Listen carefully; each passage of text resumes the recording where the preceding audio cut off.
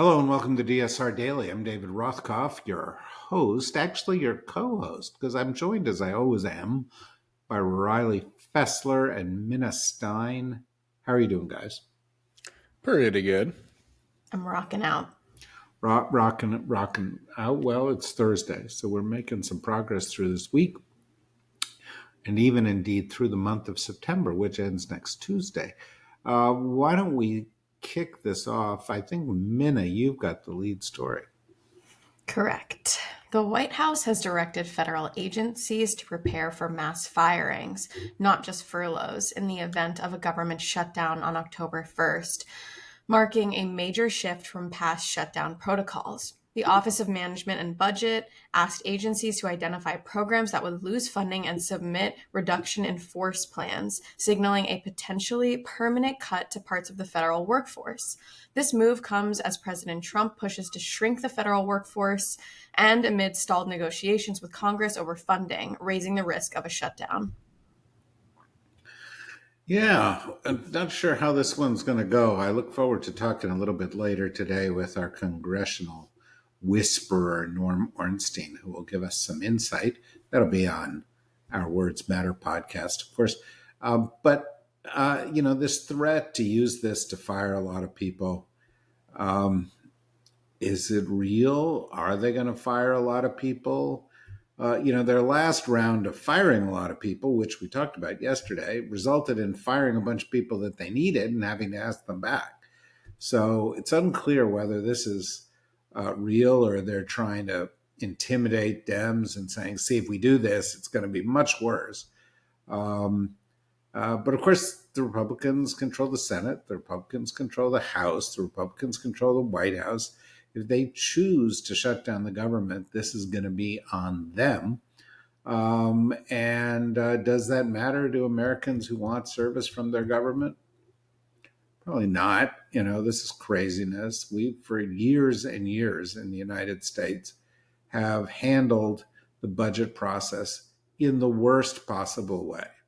Not being responsible, not investing in our future, not being careful with, regarding our debt and deficit, and not actually passing budgets, doing a lot of it with continuing resolutions.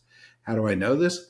Well, I was in the government in the Clinton administration, and I presided over not one but two government shutdowns at the cabinet agency where I worked, the U.S. Department of Commerce, where I ran the International Trade Administration for a while, was the deputy for a while. And, we were this big old building and it was empty because people couldn't come to work. So this is, we're 30 years into this craziness. And it's really kind of become the norm. But it's bad practice, bad governance, not good for anybody. And when we do get out on the other side, what is it going to be? Is it going to be a budget? No, it's just going to be a continuing resolution. They're just going to keep spending at past levels. So watch this space. The shutdown would come next week. Riley? Israel has indefinitely closed the Allenby Bridge crossing between the Israeli-occupied West Bank and Jordan, which is the only entry point to the West Bank that does not go through Israel. The closure has effectively blocked over 2 million Palestinians from accessing the outside world, stranding many who are either planning to travel or attempting to return home. Although Israeli authorities provided no official reason, the move follows the recent shooting death of 2 Israeli personnel near the crossing by a Jordanian gunman. Palestinian politician Mustafa Barghouti denounced the action as a dangerous move that amounts to imprisoning the people of the West Bank and disrupting essential international connections. Yeah, no shit. Every day Israel does some new horrible thing to the people of Palestine. It gets worse and worse. We talked about this yesterday in great length and with really good expertise on Deep State Radio, where our guests were Rula Jebrial, who has just written a book on genocide and who is an expert as a Palestinian, and Shibli Talami, and of course Rosa Brooks. So I encourage you, rather than rehashing that, I encourage you to listen to it, because it was a very jarring, insightful, and I'm afraid not terribly optimistic conversation about where this is headed. Minute. A federal judge ruled that the Trump administration's attempt to tie emergency and disaster relief funding to state cooperation with immigration enforcement is unconstitutional. Judge William Smith found the Department of Homeland Security's policy coercive and arbitrary, siding with 20 Democratic-led states and D.C. who argued the move unlawfully advanced a political agenda. The ruling is a major win for states opposing immigration-led conditions on federal grants, reinforcing that funding can't be withheld to pressure compliance with federal immigration policies. Yeah, this is just craziness. This is like, we're not going to give you this service because we want you to do that thing. Everything they do is by bullying. Everything they do is by coercion. It's bad. It's really, really bad.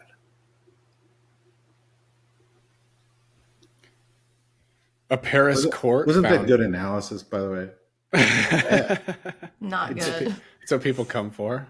Yeah, no, they pay extra for that kind of analysis. Look, what am I supposed to say beyond that? What they're doing is saying, we are not going to help you with vital needs of people unless you participate in our draconian anti-immigration efforts in exactly the way we want you to participate in it. That's crazy. Anyway, sorry. A Paris court found former President Nicolas Sarkozy guilty of a criminal conspiracy to finance his 2007 presidential campaign using funds from the government of Muammar el-Gaddafi. For this extremely serious act, the court sentenced Sarkozy to 5 years in prison and a fine of 100,000 euros, an unprecedentedly harsh sentence for a former French president. The court ruled that incarceration would be enforced even if he appeals, though he was acquitted of corruption and illegal campaign financing charges due to a lack of evidence that the Libyan funds were actually used. Mon Dieu, a government that actually says people, no one is above the law. That is, a shocker here in the United States, where we clearly have a lot of people who are above the law. Notably, our president. In fact, our president is not only above the law, he thinks he can make up the law as he goes along, as we will talk about in a moment. But like Brazil and like Korea and like other countries we've talked about in the past couple of months, the French have said, no, we have laws. You have to follow the laws. It doesn't matter what your job is. And it is a harsh fall for Sarkozy. And he will end up in prison. That's what's supposed to happen. Leaders should actually be held to a higher standard. They have accepted the public trust. They benefit from that in myriad ways.